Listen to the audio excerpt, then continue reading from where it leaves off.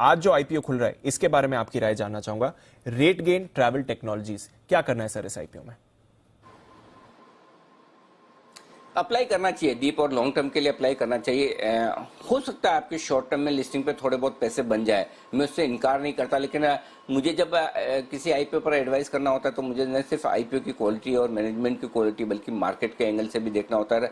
Market का reaction आजकल जिस तरह का है, मार्केट का मूड माहौल है, कौन जाने अगर लिस्टिंग हो तब तक 16,500 निफ्टी आ जाए तो, राइट। तो वो रिस्क आप जो आजकल जिस स्पीड से 300 पॉइंट निफ्टी रोज निकल जाता है, तो आपको वो एक कुशन लेकर चलना पड़ता है। लॉन्ग टर्म सोचे और शॉर्ट टर्म में पैसा बन जाए, thank you very much, happy.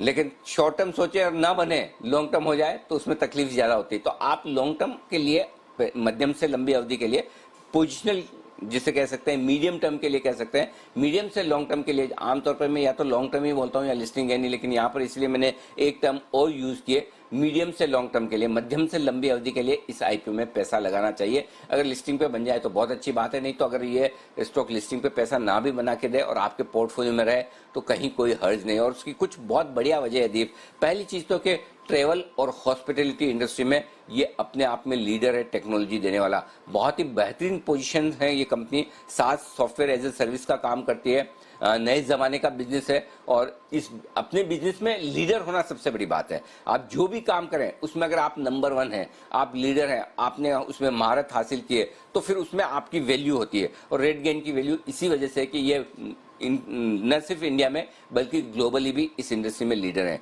और इस लिहाज से इस इंडस्ट्री के जो प्रोस्पेक्ट्स हैं, प्लस टेक्नोलॉजी के लिहाज से जितनी डिमांड इस इंडस्ट्री में टेक्नोलॉजी की और बढ़ने वाली है, उसके लिए कंपनी वेल पोजीशन है। तो आगे के लिए जो ग्रोथ प्रोस्पेक्ट्स हैं वो बेहद दमदार है, इसमें कोई डाउट नहीं है। दो चीज।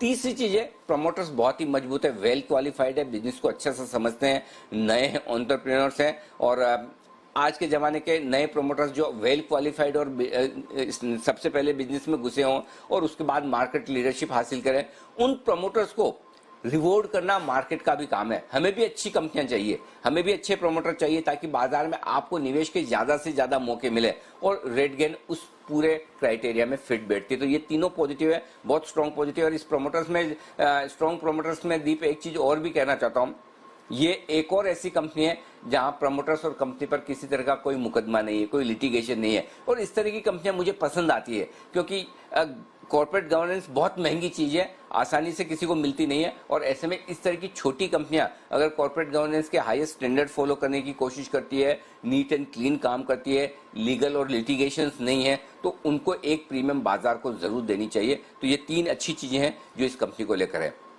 अब कुछ नेगेटिव्स है जो बता दूं। सबसे पहला नेगेटिव तो कोरोना का ही है, ये फिर से ओमिक्रॉन का डर है, भगवान न करे। चलिए, ट्रेवल इंडस्ट्री फिर से खतरे में, एविएशन इंडस्ट्री फिर से खतरे में ग्लोबली, तो बिजनेस मॉडल इनका इम्पैक्ट हो गई, असर हो गई।